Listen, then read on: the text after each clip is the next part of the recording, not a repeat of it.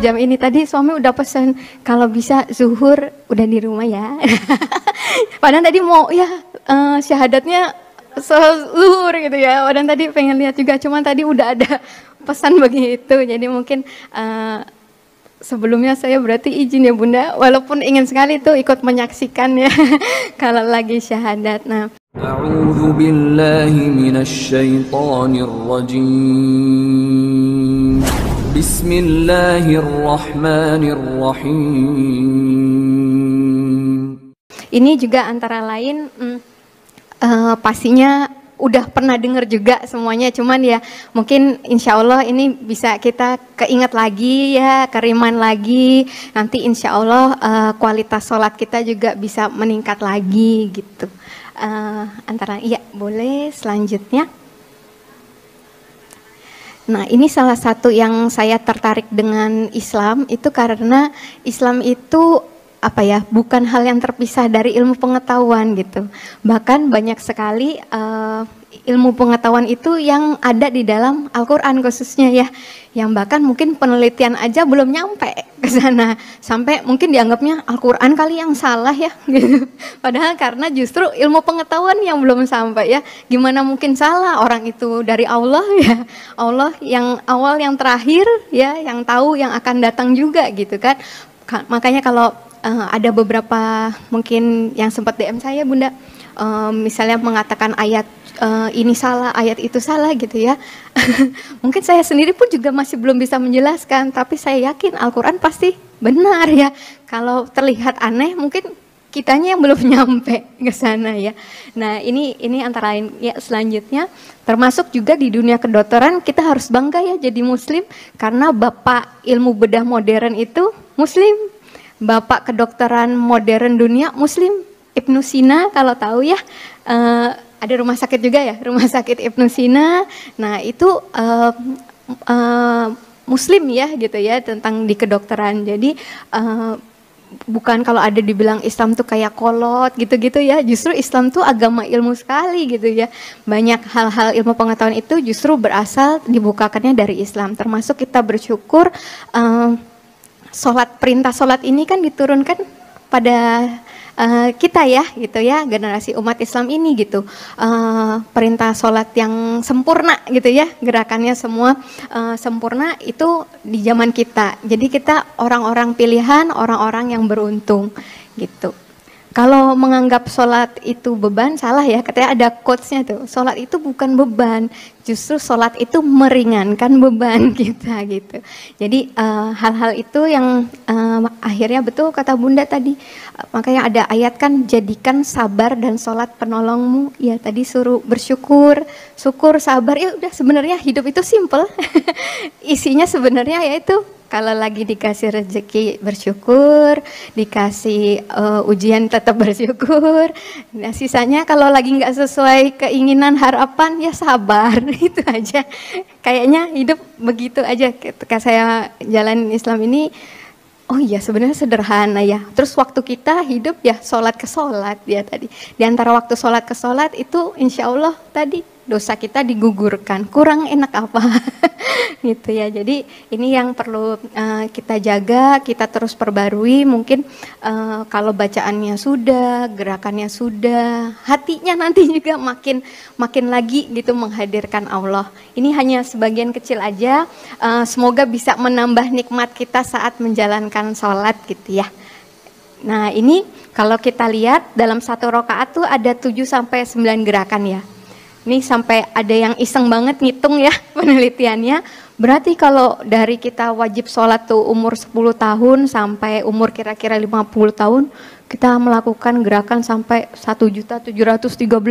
Belum kalau umurnya bonus lagi bisa sampai 60-70 tahun gitu ya.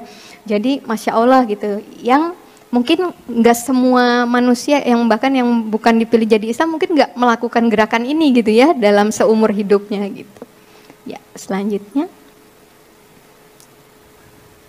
Nah ini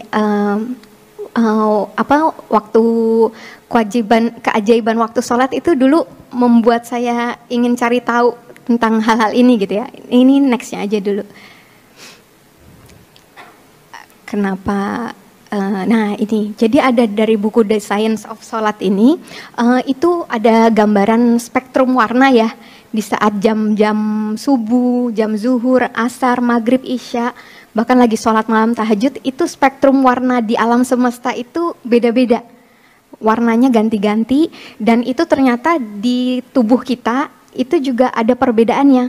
Jadi waktu lagi subuh itu yang kayak mungkin lagi diaktifkan gitu ya, itu tiroidnya, metabolismenya, komunikasi itu, bahkan rezeki. Makanya bapak-bapak Masya Allah ya, udah disuruh jalan gitu subuh-subuh ke masjid gitu. Itu ozon terbaik. Kalau sekarang baru musim terapi ozon, sebenarnya udah dari zaman dulu Allah suruh terapi ozon gitu ya. Itu kadar ozon tertinggi itu waktu lagi subuh itu gitu. Jadi kalau bisa dimudahkan ya, dapat rumah dekat masjid, itu sayang banget kalau nggak berangkat sholat ke masjid gitu ya. Bahkan kalau kita mau masuk masjid, keluar masjid itu kan ada doanya juga ya, semoga Allah berikan rahmat gitu kan, turunkan rahmat. Jadi sebenarnya benar kalau kita lakukan semuanya itu untuk ibadah, insya Allah ya orang Islam yang paling lengkap ya, sisiran ada doanya, sikat gigi ada doanya. Anak saya alhamdulillah 27 Maret kemarin Bunda ikut bersyahadat gitu, dan tiga-tiganya ya, setelah 3 tahun saya bersyahadat, saya nggak maksakan anak-anak masuk Islam. Alhamdulillah lewat Ramadan kemarin ya, itu mereka tertarik dengan Islam, minta bersyahadat. Yang perempuan juga langsung pakai kerudung gitu ya, minta pindah sekolah segala sampai. Nah itu jadi itu mereka kaget-kaget yang ngelihat, banyak ya mami doanya, iya mau keluar rumah, mau makan, mau tidur, kaget kalau ada doa waktu menyikat gigi, ada doa waktu nyisir, doa dapat pakaian baru, ada. Nah itu jadi Masya Allah, jadi benar-benar hidup kita itu semua ibadah gitu. Sayang kalau dilewatkan dengan biasa aja tuh sayang, minimal tadi Bismillah ya Bunda.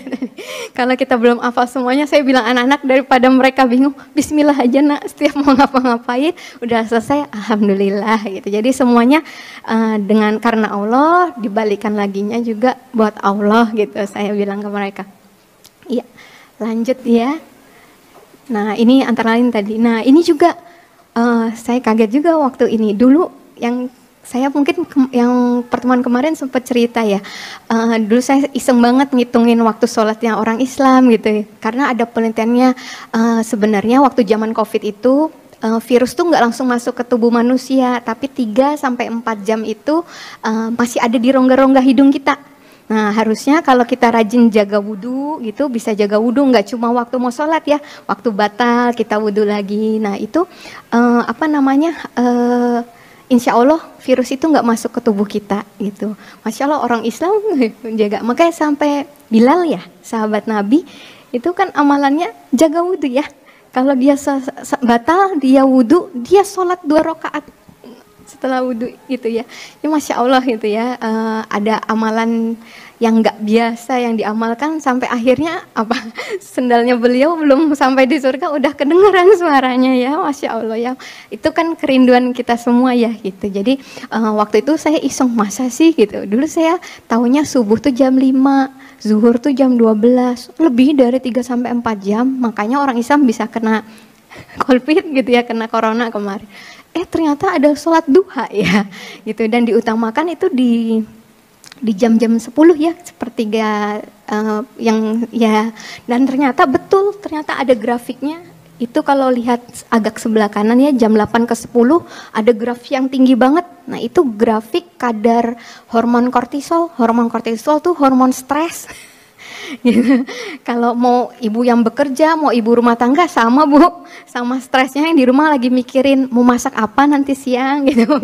Yang di kantor juga lagi banyak-banyaknya kerjaan kan. Nah tapi kita di situ kenapa diutamakan untuk sholat duha. Nah setelah sholat duha grafiknya yang warna biru, lebih turun kadar hormon stresnya. Jadi Masya Allah ya, jam-jamnya itu Allah nggak pernah salah.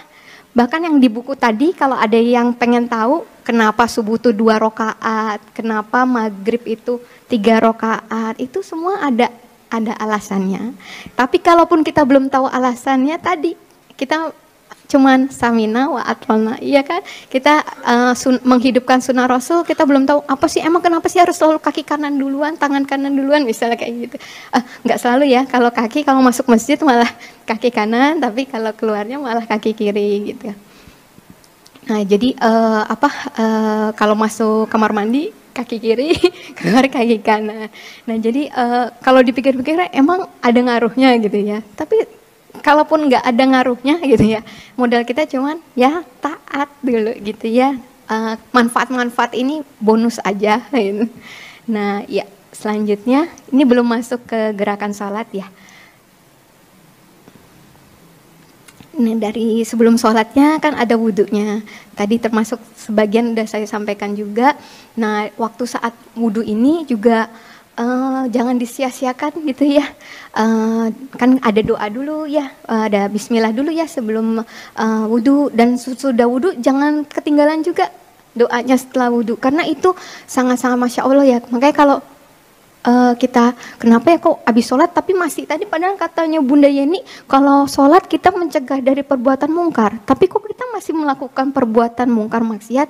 Coba kita cek, mungkin tadi wudhunya kita enggak berdoa gitu atau gimana setelahnya, karena doa setelah wudhu tuh Masya Allah ya, agar Allah bersihkan kita kan gitu. Bahkan ada hadisnya katakan setiap kita misalnya bersihkan mulut kita, kuping kita, itu sambil kita berdoa, ya Allah ampunin lisanku ya Allah gitu kan, ampuni tadi mataku ngelihat yang nggak baik gitu ya, lagi bersihin kuping sambil ya Allah gugurkan dosa-dosaku. Nah itu seperti itu. Jadi dari sisi medisnya mungkin dari fikihnya udah pada tahu semua. Nah dari Masya Allahnya di secara medisnya pun terbukti gitu ya, ternyata waktu kena wudhu air dingin apalagi ya, itu ada beberapa pusat syaraf tuh yang terangsang Bapak sama Ibu. Kalau kita nggak berwudhu mungkin itu ya jarang-jarang kesentuh ya.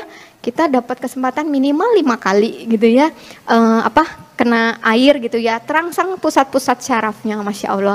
Nah ada lagi penelitian juga bilang pada anggota tubuh yang dibersihkan dengan berwudu terdapat sekitar Masya Allah nih 433 titik akupunktur. Jadi kita kayak akupunktur tiap hari Bapak sama Ibu, kalau kita wudu, kita sholat tuh Masya Allah gitu ya. Sebenarnya udah ada titik-titik akupunktur di wajah ada 84, di tangan ada 35, di kepala ada 64, di telinga ada 125, di kaki ada 125. Masya Allah ya. Jadi wudunya benar-benar harus kita perhatikan gitu. Dari wudu sebelum sholat itu wudunya itu sudah manfaatnya udah Masya Allah gitu ya. Iya.